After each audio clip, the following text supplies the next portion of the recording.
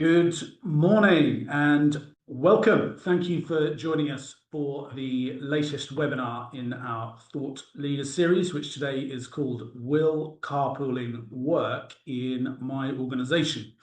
And I want to start with a question you may have asked before, which is why do carpooling schemes kind of quietly die within a year? Not fail loudly, not get cancelled, just fade and then kind of quietly dropped. And in our experience, it's usually because the wrong delivery model was chosen before anyone worked out which one the organization actually needed. And sometimes the conclusion that gets drawn afterwards is that staff won't carpool, which is almost always the wrong conclusion. So here's what we're going to do with the next hour. We'll talk through a typical pattern we see with carpool schemes. We're going to cover some of the common myths surrounding carpooling. We'll show you the 4 delivery models that every carpooling initiative falls into and 3 questions that determine which one fits your organisation. We're then going to go through the conditions that separate schemes still running in year 3 from the one nobody talks about, and we'll show you the process on how to kind of size the opportunity at your own site so you can get a feel for kind of what's realistic before you commit to anything. By the end, you should be able to answer the question in the title for your own organisation, and whichever model you land on, you'll know why.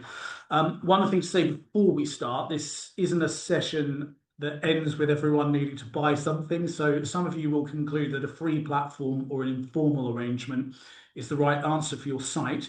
And that's a legitimate outcome. And we'd much rather you kind of reach that conclusion in the next hour rather than 18 months into a program that's not working for you. So a couple of pieces of housekeeping. So the format for today's webinar is a presentation followed by Q&A. So please use the questions panel in the middle bottom of your screens, and we'll answer as many of those as we can at the end. And there are 4 polls during the session, and I'd encourage you to answer them all because they'll be helpful to you when we get to selecting the delivery models later on. And we'll also be reading the results back live, and that gives us a sense of what's important to those of you in the room and helps kind of steer what we spend most of our time on. So let's get this underway. Joining me is Freddie from Freddie Lackford from our commutology team. And this is the term that we use for people who actually run Mobilityways carpooling and behaviour change programs at client sites every day. So, Freddie, do you think you could give our audience a sense of, well, just introduce yourself, give us a sense of what you kind of do at Mobilityways for our clients? Of course. Thank you very much, Finn. Good morning, everyone. Like Finn says, my name is Freddie, one of the commutologists here at Mobilityways. I've spent the last 3 years helping organisations set up and run carpooling schemes across the UK in a variety of sectors, from the NHS to more corporate sites, as well as large manufacturing sites. On a typical week here at Mobilityways, what I'm up to is creating and running travel surveys with clients to measure their scope 3 commuting emissions, creating and running carpool schemes with them, all with the aim of helping an organisation reduce the number of single occupancy vehicles coming onto site. Thank you. Thank you, Freddie. All right, so let's open with a poll, our first poll, to find out what the starting point is for our audience. And so what we're really asking here is, where are you today with carpooling in your organisation? The poll's on the screen now. We'll just give that, few more seconds for the answers to come in. While we're waiting, just a quick note to say that everyone registered gets the recording of the slides tomorrow morning, so you don't need to take notes. So, all right, do we have this poll answered? What are we looking at? Okay, so 68% no scheme in place. We've got 15% with scheme running with low uptakes, 5% scheme running well, 13% actively looking at options. So, okay, Well, I mean, look, the biggest group here is the no scheme in place, which is worth knowing because I think a lot of the content that we're going to be going through today should help you to determine what kind of scheme is going to be right for you and how to kind of reach that conclusion. And we'll come back to these numbers a little bit later on. All right, so next slide, please. What we want to just do now is to really look at a pattern. For those of you who told us you have a scheme with low uptake, I suspect this will probably be quite familiar. So, an organisation decides to launch carpooling. The platform is chosen. An all-staff email goes out. There are posters around the building. Internal newsletters. In the first fortnight, there's usually a burst of sign-ups. It feels like it's working, and then the curve on this slide happens. And so this is a live working example. And Freddie, I suppose looking at just at this graph with kind of no prior knowledge, what would you say based on the curve and the numbers that what would you say is kind of going on with this scheme? So from a high level, what you can see is that the initial launch campaign, like you said, maybe a mass email or some kind of on-site event went out. That saw some uptake early on. However, after 4 to 6 weeks, sign-ups have started to slow and we've reached an actual ceiling and those sign-ups have plateaued. The root cause of this can really vary. That could be a lack of clarity or awareness due to an insufficient promotion of the scheme and then a lack of ongoing promotion after that initial launch, or it could be a lack of tangible motivation. So getting people pushed down through the behavior change stages. So whether that be a dedicated carpool parking spaces on site or some kind of financial incentive. Without all of these, it meant that the scheme failed to reach critical mass, meaning that those that have signed up may have found a match and then quickly going about it, or anyone else who has signed up has failed to find a match who lives near them or is working similar hours. And without any intervention, the scheme will technically be live, but will not be physically active amongst the workforce, and that plateau will continue. So that figure on the right then, so the members confirmed as sharing, that's relatively low compared to the members added. In fact, it's less than half. So of those who have the journeys added. So what is the reason for that? So the reason being, those people who are sharing that number, that 24, they will probably people who were already keen to car share, might have already been doing it. So getting that scheme in place was the final nudge they needed to create the right environment for them to start sharing. However, other people within the workforce might have needed even stronger push. So without that education piece on how to use an app or lift sharing scheme, without the ongoing promotion or that tangible motivation, they didn't really have any reason to go through the lift share funnel, which we'll come on to shortly. So they had no reason to engage with the platform and move further on. They might have had an interest in it, but physically going through the steps requires a bit more effort.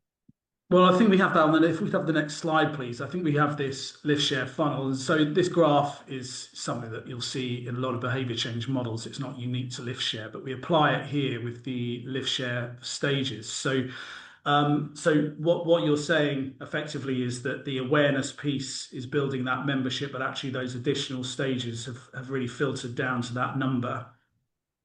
Absolutely, yeah. This graph, like you say, is universal. So the first step being aware that your organization has put a carpooling scheme into place and the actual employee expressing an interest, whether that be signing up to it or engaging with the promotion that is ongoing. But actually going further down the funnel requires some steps in some cases. There will be naturally a few people who are willing to do it without any help and are willing to just start car sharing. They might know someone or just willing to engage. But actually getting people further and further down that funnel can be challenging. In the previous example, where that graph had flatlined, the organization would have captured all those employees who were willing to do it from the start, but failed to convert anyone else from the funnel. Okay, can we have the next slide, please? Because I think this really is the number underneath that. Because across the sectors we work in, fewer than 2% of employees start carpooling spontaneously. And it's worth being precise about what that figure is and isn't. So it's not a measure of how many people are willing to car share. It's a measure of what happens when you make carpooling possible and then kind of leave it alone. So this organic adoption, if you like, is the floor. It's what you get from having a program on its own, and it kind of holds fairly consistently whether the platform's formal, informal. We'll touch on those meanings in a little bit, or whether it costs nothing or costs a great deal. So let's just contrast that then. If we have the next slide, please. So we've got another scheme here with a slightly different picture. So similarly, Freddie, what could you tell us just purely based on the numbers, and the graph trajectory? So this looks like a very well managed scheme. Where it is similar to the previous graph is that initial uptake. They've seen some people signing up from the get-go. However, where it then differs is that graph has continued to increase. And at a high level, this suggests that the community has received ongoing and frequent promotion. There is some kind of interactive incentive in place, and that carpooling has successfully been embedded within the company culture. The drop-off through that funnel is much less significant, as there is a reason to go through the funnel. And that is reflected in those numbers at the top. As you can see, those that have actually engaged and signed up to the scheme actually then going to those extra steps of adding a journey and then physically sharing with someone else within their organization. Okay, so we've seen two schemes then, two very different outcomes. One following the pattern I described, I guess, at the outset, and the other appearing to thrive. So what's, I guess, interesting is that before launch, the thriving one looked like perhaps the less likely of the two: shift patterns, antisocial hours, location. If you asked, some people perhaps within that organization beforehand whether they thought staff would carpool, some of them would have likely have said no. And I suppose that's the third thing worth sitting with, because the assumptions people hold on to before launch are usually the strongest predictor of what they go on to do next. And they're really based on a thing. So just before we get to the framework, we want to put three of the assumptions on the table, because I suspect at least one of them is going to be in the room today. So if we have the next slide, please. These are the kind of and the next slide, please. These are some of the things that we hear almost every week. So we're not going to be putting these up to knock them down.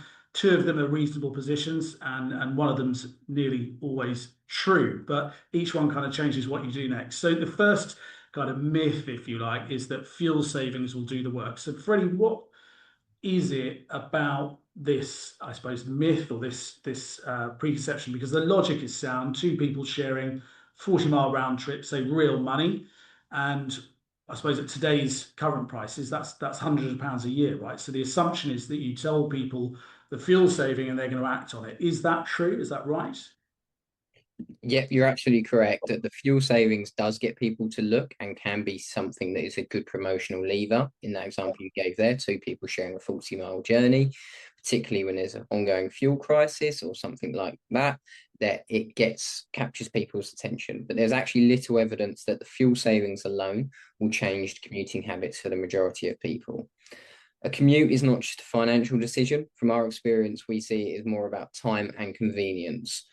From my experience in my role, I once launched a carpool scheme with a client in the financial services sector who focused all of their promotions around the fuel saving.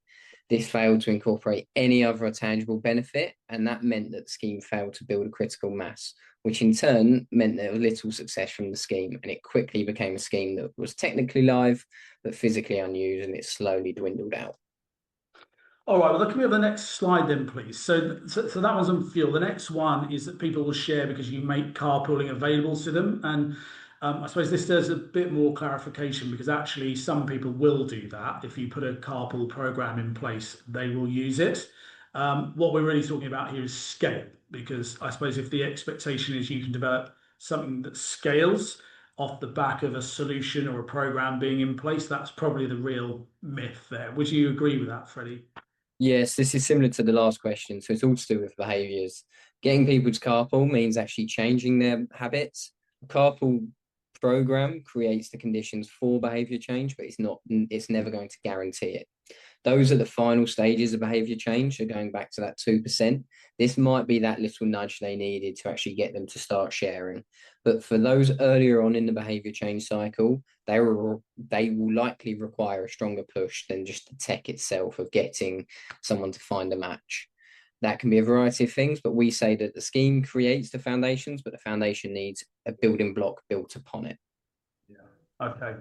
Can we have the next slide, please? So this is the last one. This is probably the one that we hear the most, actually, which is that our staff won't use it. And really, this, I mean, look, we've been around for 25 years, and of course, if people weren't prepared to carpool, then we wouldn't still be here. But really, when we're told this, it's by an organisation who has a really firmly held belief that their staff won't carpool because of some circumstance that's very specific to them. Perhaps it's a cultural thing. So, what's the honest answer to this one, Freddie? Yep, that is understandable. We do know that carpooling isn't for everyone. We're not going to pretend that it is, but shift patterns can vary. People value their independence, and there is a cultural thing around your car and using it to get to work.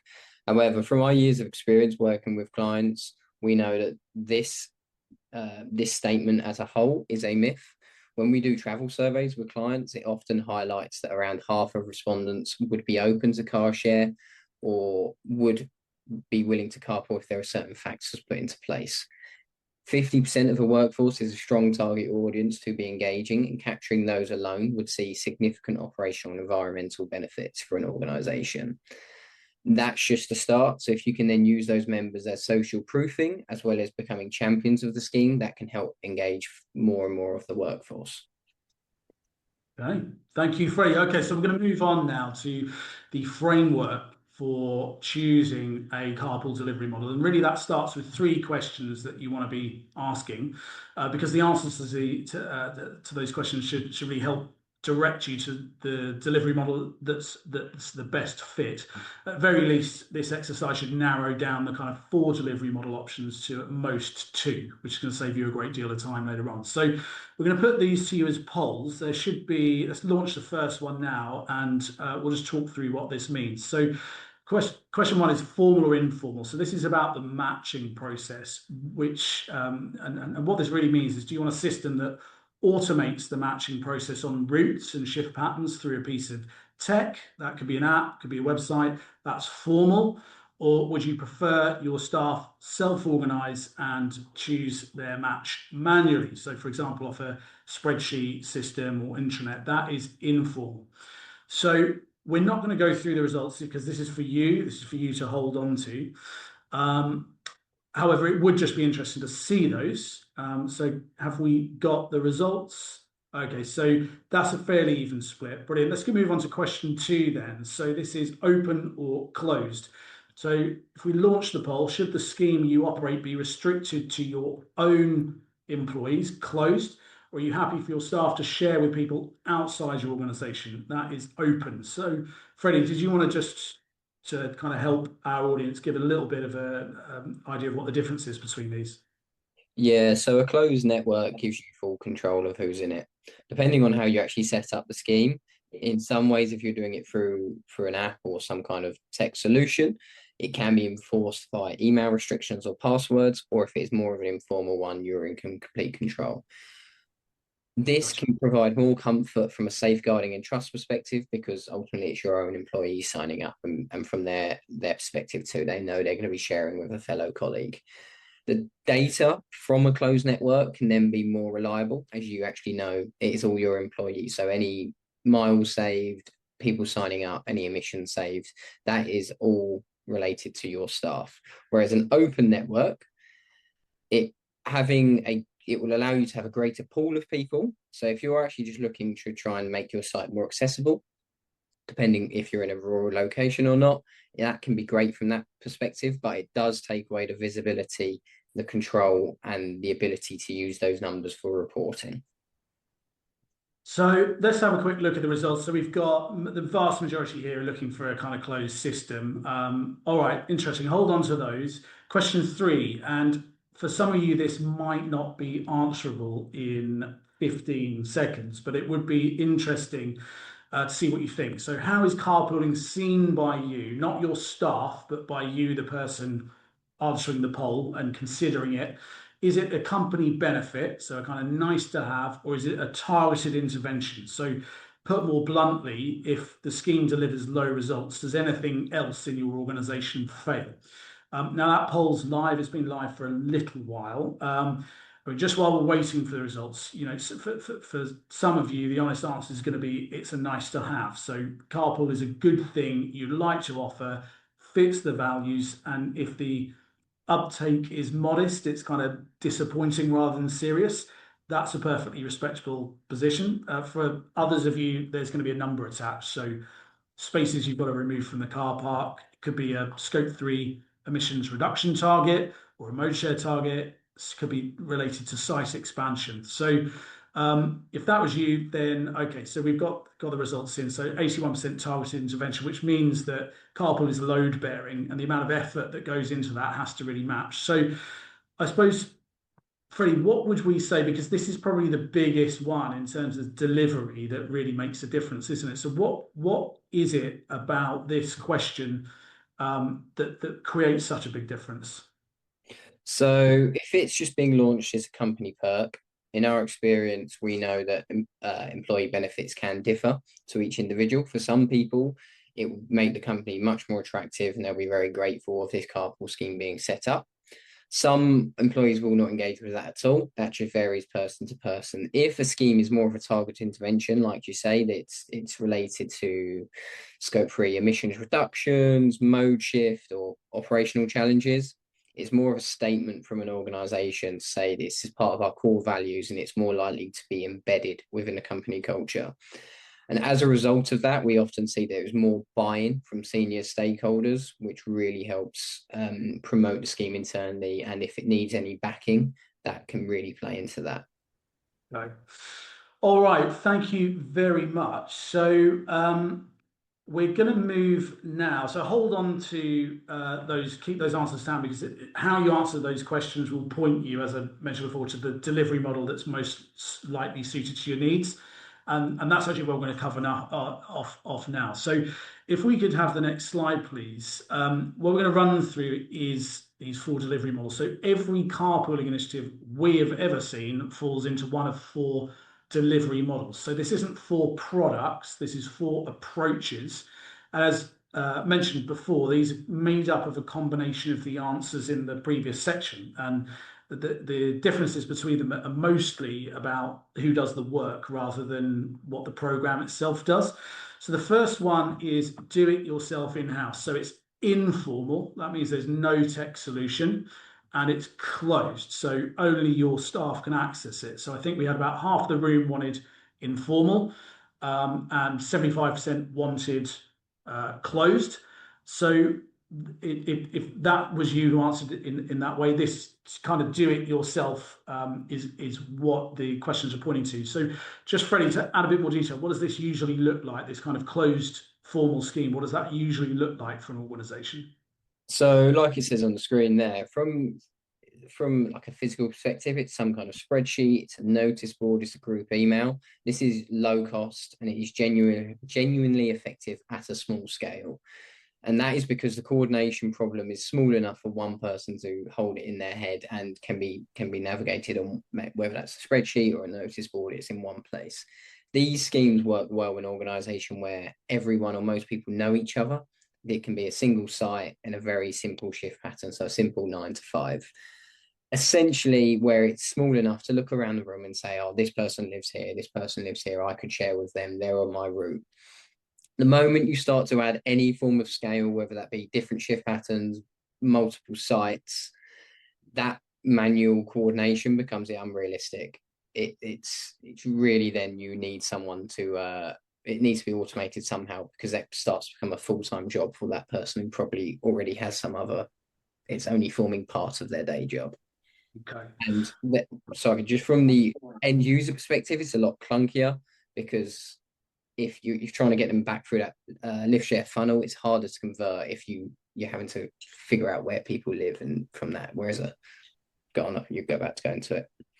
Yeah, no problem. I think the other point is maybe just around incentives that I probably add into that because I think as you know to touch on that funnel piece, a lot of that is going to be incentivized throughout. And I think what we often see with people who come to us who have had this informal closed in-house, they're talking about the incentivization because really, I suppose there's often no verification layer, and it kind of can be prone to abuse. So if you are going to incentivize it, then we would definitely recommend having some kind of verification layer in place. And obviously, it's a bit trickier with unautomated platforms, but it doesn't necessarily mean it's impossible. All right, so the next one is public networks. So this is formal, meaning some kind of tech solution is there, whether it's an app or a website, but it's open. So it means it's open to a platform that anyone can join. Your staff can use it alongside everybody else. Now, there was only a small proportion that said they were looking for open, but I think that's for those people. That's really Freddie, just give us a bit of an overview of what that public network is and where it's the kind of right and wrong choice. Yeah, so like we mentioned earlier, having an open network gives you a greater pool of people to share from. So if you are potentially a rural location and the pool of people that could be sharing is going to be smaller, this could be very good for those organizations. It can then be quite a nice benefit to offer alongside something like a cycle to work scheme, or realistically, if you don't physically need the data to report back to any kind of travel plan or modal shift, because obviously being an open network, there's going to be lots more people and you're not going to be able to reliably say, we know we have saved 20% of cars coming into site because of this. I was just going to say, access to data and safeguarding is what decides this on almost every site we work with. So if you're reporting on those emissions or modal share, whether that is for planning conditions, travel plan, you need that data. So that's where that is. But in a public network, you can't distinguish who is who from your staff members and who is not. And like you mentioned with the rewarding, it can be a lot harder to verify that because there is no way of double checking that. So it can be prone to being gamed. Okay. All right, so next slide, please. So those are the first two. The third one is software only. So this is formal. There's a tech solution and closed, private to your organization. And I suppose there's two options really for you here. You can build it internally yourself, and we've seen that, or you procure a license from a third party. We're going to focus on the latter. So you license a platform properly, it's close to your organization, but the level of support that you get is limited. So I guess I would liken this maybe to Microsoft Office, or some CRM systems. So you have that software downloaded, but you've really got to learn how to use it and embed it into the organization yourself. So, Freddie, what are the benefits to this software only model? Under what circumstances should a company really consider this? Yeah, so this works technically because the matching does what it says, and there is definitely a place for software only. The benefits are that it is a genuinely closed system, which is set up by a third party who will have experience in carpool schemes, so that the user experience is tried and tested.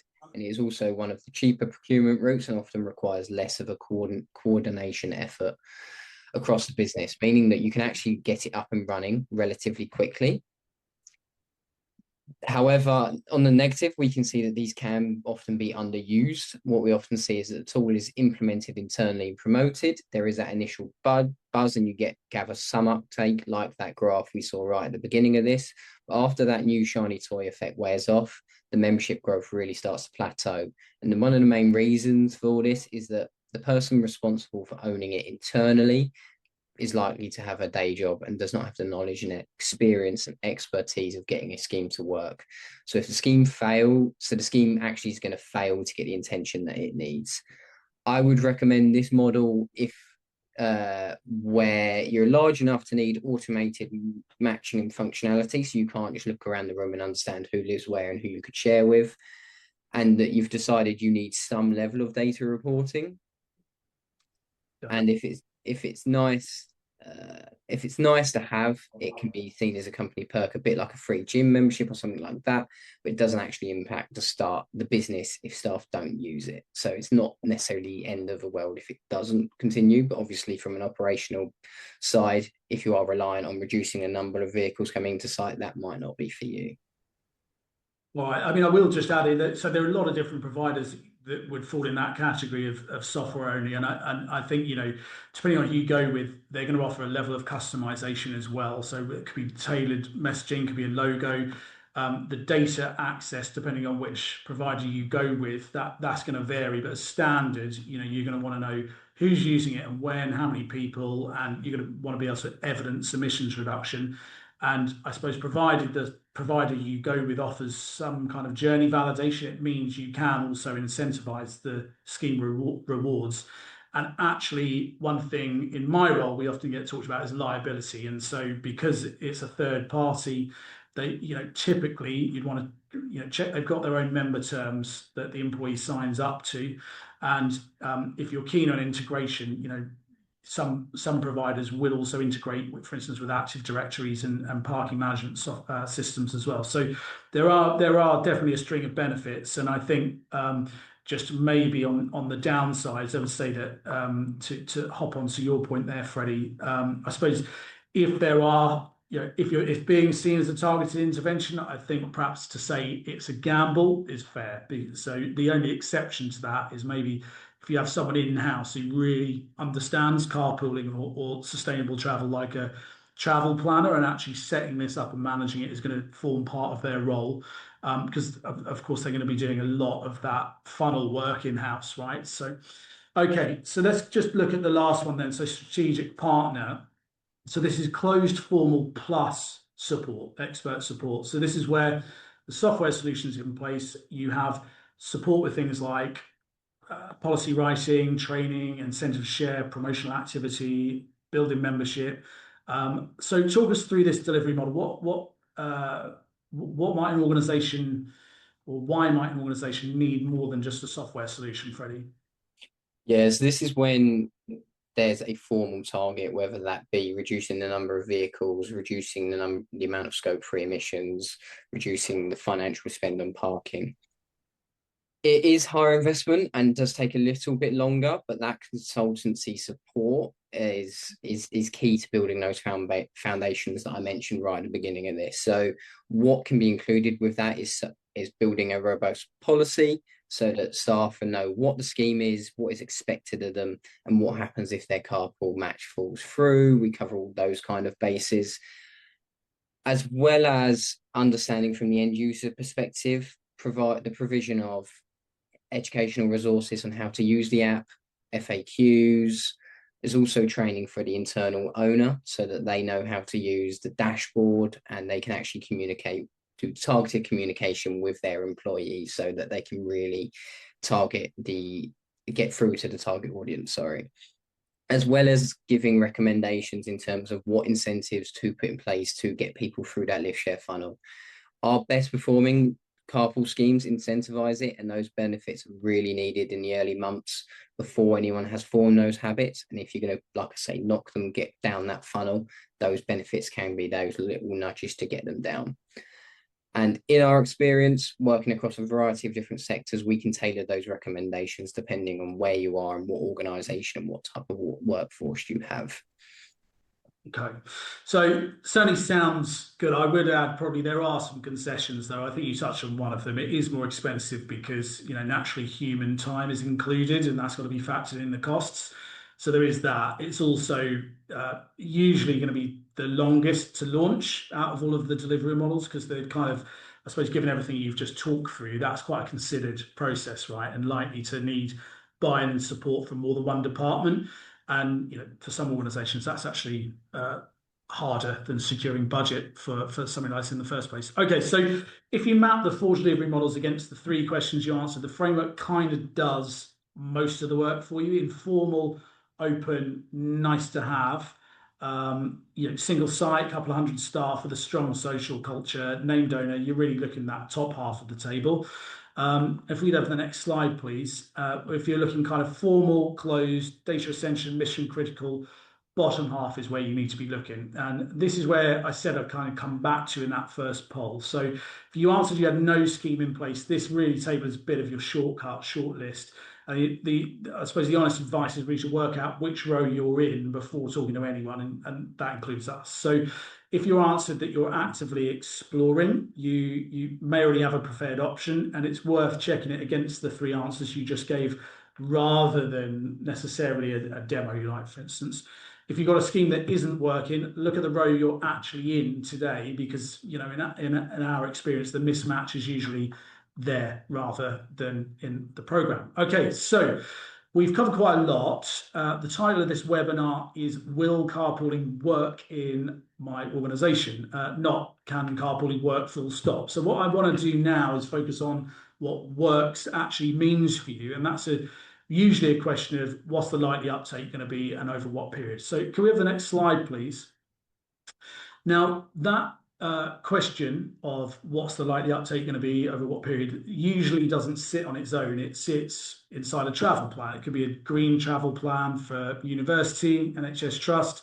It could be a plan secured through consent or a Section 106 agreement. It could be a surface access strategy for an airport. Different names, same shape. 5-year document with modal shift targets in it, monitored at review points and kind of with remedial measures if you miss. So it really matters that the numbers in that document is one that you've evidenced rather than estimated, and kind of committing to a carpool figure before anyone's established what your site can actually deliver. And if you miss it, I suppose that's a compliance problem rather than a disappointment.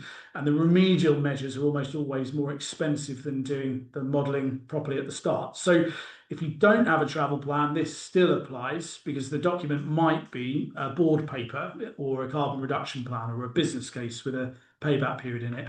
And so the consequence of missing it is less formal, but you'll still be the person asked why the number didn't land. So what actually determines it? Well, in any organisation, there's a specific volume of people with a viable carpool match.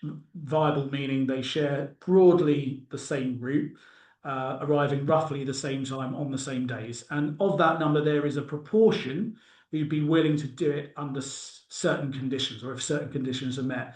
Now, without that data, the number is really an educated guess, but with data, it becomes more of a guide to target setting that you can put in a plan and defend at a review.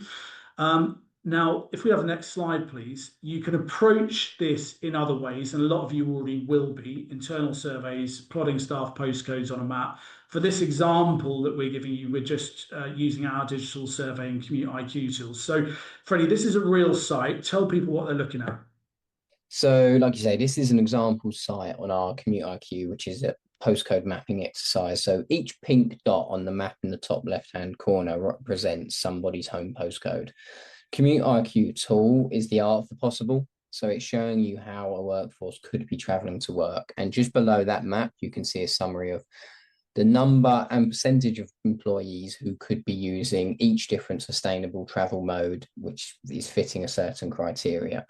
In this example, we're focusing on carpooling. So as you can see here, it says that 91% of employees at this organisation have a carpool match within a mile of their home postcode and share the same start time, which really is the evidence to counter the argument of no one lives near me, so I can't share. Because from this exercise, we know that 91% of people have a match that is there for them to share with. In my role, what I'd be looking at on this map is looking out for clusters of people who could be sharing. So what's instantly standing out to me, just above that red dot, which is the site itself, there's a corridor going to the coast along the north, as well as a big cluster of people on the west side of Norwich, the big urban area you can see towards the east. And from that cluster, driving towards site, they would be going past a huge number of people who they could be sharing with. And then likewise, heading towards the south and slightly to the southwest in those villages around the site, there's huge volume of people that could be sharing. And then on the right-hand side, it's looking at, of that 92% of employees, looking at the savings that could be made from an employer perspective as well as employee. So going back to earlier where we mentioned the fuel savings, it's a nice promotional lever. So you could be promoting that, but then you actually got to build upon it. So what else would get those employees to car share, which leads on to the next point around the travel surveys. So could have the next slide, please. So from our experience running travel surveys across all of the organizations we work with, we know that on average, 45% of people stated that something would encourage them to car share with a colleague. And then the next slide, please. Within our travel surveys, what we always recommend to include is a question is what would encourage you to car share? And then this is an example of some of the options that could be listed, and getting an understanding of how to actually build what should be built into your car share scheme. So building those foundations. So in this instance, the most popular response was help finding a car share partner who lives near them and works similar hours. So it's actually a case of getting the tech in front of them. How can we find a match? How can we understand who is living near them and on similar shifts? Likewise, something like guaranteed ride home in case of emergency. So that kind of safety blanket, so that if you are to carpool to work, and if your match had to go home due to some kind of emergency, knowing that you can still get home, and that's to do with the policy, as well as looking at actually putting in discounted parking permits for regular car sharers. All of this data feeds nicely into you building your car share scheme, so you're putting in the tangible motivations to knock them through that lift share funnel. Okay, so how do these two numbers then become something? So in the postcode heat map example, we've got people who could viably share. So we know that they live near enough somebody, a colleague, for instance, who could share a lift to work with. And then the survey is, I suppose, tempering that by giving us how many of them would under, when these certain conditions are met. And obviously caveat that by saying that the funnel is going to filter that somewhat as well. So how do those kind of two numbers become something that, finance director can use, or anyone actually looking to build a business case for a carpool solution? So yeah, those two bits you mentioned there, you're actually putting them side by side, and what you get isn't a forecast, but it's the gap, and that gap tells you what you need to be doing. So in this instance, we saw that 90% of the workforce have someone they could be sharing within a mile of them. That's the ceiling, but it's only looking at physical geography. It's not taking into account the working days, shift patterns, and that kind of element. From the survey, we know that just over a quarter of people said they would car share on one condition, and that was if somebody helps them find a match. That 2% that we mentioned right at the start, if you put a platform in front of them and leave it there, they are going to start adopting it and start car sharing. But so that gap isn't actually, it's between what's possible and what people want. And those two are often closer than anyone in your organization expects. And excuse me. And the gap is between what people told us they need and what someone is actually going to deliver. Well, and I want to be, I suppose, be really clear about what we're doing here and what we're not, because there's a difference between not having I suppose, not having a method and not committing to a number. So the method's sound, it's the one we'd use on any site. So it's a chain, and it goes kind of in one direction, starting with how many people physically could, heat map, measured, narrow it to how many say they would, and what each of them needs. Your survey, it's your own staff answering. Then narrow it again through the funnel, because not everyone willing registers, and not everyone who registers posts a journey, as we've seen. And then not everyone who posts a journey ends up sharing. So every stage has that drop, and that drop is measurable once your scheme is running. What I guess we won't do is put a percentage on the end of that chain from here up, because the two of the inputs belong to the organization rather than to us. Just to summarize, yeah, you're going back to that survey, it's telling you who's waiting to car share and what each of them is waiting for. That's your ready group. In this instance, we know people's barriers finding a match. On the site we've been looking at, against the bulk of people said yes. So that you're actually then just building that critical mass to get people up onto the platform so they can find a match. If you fail to do that, anyone that signs up won't find a match, they won't come back. So that's where you then need to do some kind of relaunch. But there's also the other elements of the convertible element of people who have named something else. So whether that's dedicated parking bays near an entrance and an advantageous location, there's some form of reward moving forward to discounted parking permits, or just an incentive for regular car sharing. And then using those insights from the survey, you can build that carpooling scheme. And then it's not just like a one and done thing. We would recommend doing a travel survey. It's a cyclical thing, so you want to be doing it year on year. And then once there's social proofing of people car sharing, you will start to see what learnings can be taken and what else can be put into place year on year to build that car share scheme, so that you're capturing as many people as possible and learning what your employees would like. to see. I suppose that brings me back to the poll, for the first poll for because those of you who answered that you have a scheme that isn't working, this is usually where the answer is. You converted the people who needed nothing, right, which is the 2%, and then nothing happened because everyone else was waiting for something that never arrived. And so that is a recoverable position. It really just starts with finding out what they were waiting for. And for those of you who've not actually started on that carpool journey yet, this is the reason to do the survey before launch rather than after, because it tells you what year two is going to need to look like while you can still budget for it now. All right, terrific. So we're going to move on. If we could have the next slide, please. I'm just going to cover on this and then we'll move into the Q&A. And this is really about where the value sits and who owns it. And really, this is about the value case. And I want to be clear about why it belongs in this session about whether carpooling would work rather than a separate session about, procuring schemes. Because how you build that case determines who's behind the scheme after you launch. It's a key factor in whether it's going to work. So if one person assembles the business case from one set of numbers and the program's signed off, that's who owns it at week 4, and that's who's responsible for it at month 6. If 4 people each contribute something, 4 people have a stake in it working. Same scheme, same program, very different outcome. So this kind of appraisal stage isn't preparation for delivery. It's the first part of delivery. And the challenge is that you can't build consensus around a business case before anyone's agreed that there's a problem worth solving. So the first question isn't what's this worth? It's who else in the organization already has a problem that single occupancy commuting is sitting underneath. And there are a few examples here. These are illustrative challenges. I want to stress that. They're not, the patterns that we see most often, not a diagnosis of your organization. So some of these will land, some of them won't. Now, the list is plentiful. We've got plenty of examples. We don't have time to cover them all off today.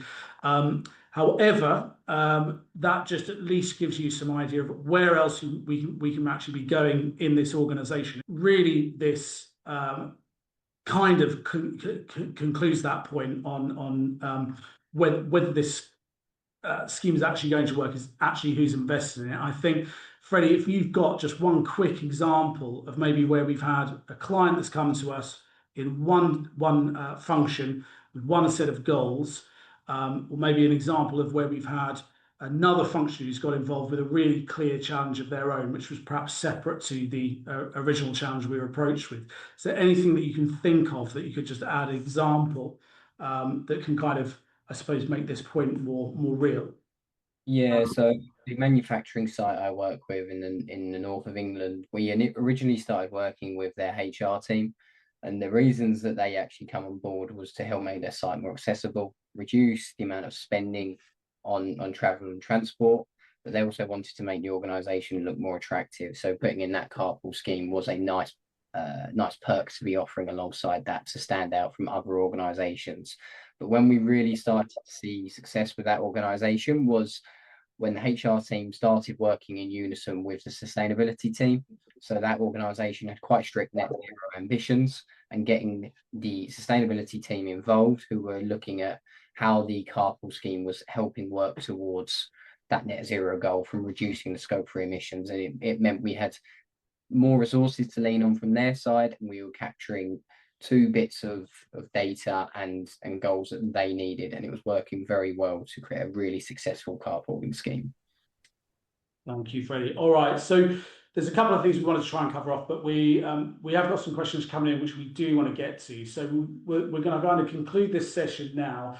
And just to answer the question, will carpooling work in your organisation? Really, it comes down to 3 things: being honest about what you need it to do, choosing the delivery model that does it, making sure that people you're relying on to deliver it are involved early, invested in the outcome, and where you can, using data to really tell you what's realistic. So what you commit to is something you've already established you can achieve, and get those right, and it works, and get them wrong. And obviously, the platform consideration is just really one of the piece. So Freddie, thank you. We've got 10 minutes left. There's a few questions in the chat. Just before we move into that, actually, you'll see on the screen now, there are a couple of additional guides that accompany this Will Carpooling Work in My Organisation webinar. It's also been created into a guide, and we have maximising carpool engagement on our website as well. So if you want copies of those, do get onto the website and you can download any of those guides from the resources section. And just quickly to say, actually, we've got a couple of other webinars coming up. So the first one is 9th of September, 11 a.m, ESG data done right, what to collect, how to trust it. And then ZC3, so big Mobilityways annual conference. And this is going to be the 2026 edition. So it's all day, 9:30 till 3:30. We've got a packed lineup. Do get onto our website under training and webinars and you can read all about it. So let's hop into the Q&A. One we've actually had, which I will just quickly put to you, Freddie, is to do with someone pick it up. So this is fair point actually. So actually, if you want a formal closed scheme, but you also want other businesses to share with it. So I guess this is kind of a business park setting. So situation where you want that closed form scheme, but you want to share with just maybe one other business or others in a business park. We didn't actually cover that off. So what can you add to that, Freddie? Yeah, so this depends what the main aims of the scheme are. If you've got operational targets, sharing with another business might not help you that much, as realistically, you might only see a minimal reduction or even not a reduction until at all, sorry, in the number of cars coming onto your site, because all of your employees who are driving might just be bringing someone from the other site. So they are experiencing the benefits of less cars coming in, but it's not really moving the needle at your site. However, if the aim is just to make your site more accessible, having that open network with another business is increasing the accessibility to site because there's a greater pool of people to share with. So it makes sense in that instance. Nice. One question here, what happens if my lift has an emergency and can't take me home? Is there a taxi available I don't have to pay for, or do I need a contingency plan every day? So really this is about emergency, and this is quite a common, I suppose, preconception of what actually people have to give up when they start carpooling can limit uptake, what we see a lot. So what would you say to that, Freddie? Yeah, this comes down to policy. So what we recommend and we usually put into place with our clients is an emergency ride home policy. What that means is if in the instance me and Finn were to be sharing to work, then Finn had to go home due to some kind of emergency, in theory I would be stranded at work, but actually the policy would mean I can get a taxi home that would be reimbursed from a pool of money that's been set aside. There's a couple of things on that realistically, in our experience, those emergencies are very rare, and we often see the pool of money that is set aside. It can be a bit of a blocker in people's minds because they think, oh, I'm setting aside this money. It's very rarely used. Sometimes a fellow colleague will just drop you home, or a friend or family will come get you, something along those lines. There's usually a way home. But it is also the importance of having the validation through the app so that you know that those people have actually shared. So you're not just gaming it to try and get a free taxi home. So you can confidently say this person has shared and their lift share partners had to go home for whatever reason. So, well, you talked about incentives there, so that kind of leads into this next question, which is, are parking spaces for carpoolers common when parking is limited, and is that then used as an incentive to car share? 100%. If there's parking problems, having the ability to have dedicated guaranteed parking is a great incentive because it can take away the stress around the commute. If you're having to potentially turn up early, or you're just turning up stressed if you're going to be able to park, having a dedicated area or a few spaces where you know if you are sharing, you can pull into and you're guaranteed that space, ideally in an advantageous location, as close to whatever entrance you need to be as possible, is a great incentive to be put into place. And you're not reducing the number of parking spaces available at the site. That's another misconception. You're just maximizing the parking you do have. So you're actually, where you would having two separate cars coming in, taking up two spaces, you're reducing that down to one by maximizing the space within the car. And we've got a question here from Emma Lewis, which is, can women choose only to share with women or men only with men? And also, I have a pet allergy can I get a pet-free car for people to share with? I suppose, Emma, that comes down to the delivery model and who, which provider you go with, because, naturally there's going to be very different offerings. So that is a really key concern, I think, for a lot of people as well. So that really, the advice on that would be to check with that provider. And if you're doing it informally in-house as a closed system, then, naturally you could stipulate that to whoever sets that up internally. We've got another question here, which is I ran a car share scheme for about 10 years, working from home, and hybrid ended much of the need for it, but it had high admin costs too. So we could never gain agreement for any contingency travel mechanisms. So for fear that staff would abuse it and benefit personally. So that's, I suppose, a comment on the working from home, as opposed to a question, a comment around working from home maybe reduce the need for carpool. So what are you actually seeing, Freddie, since, I suppose, in a post-COVID world, what are we seeing? So we typically see that there's a lot of organisations, even when they have working from home, hybrid working in place, there still is a need for it. Concerns around abuse and people benefiting personally comes down to policies you put in place to really stop that from the get-go, and so that staff know what's expected of them. But depending on the delivery method it's about stipulating who's going in on what day, because working from home and hybrid working means that obviously commuting has changed. So some people are going in Tuesday, Wednesday, Thursday. Some people might only be going in Thursday, Friday, whatever that may be.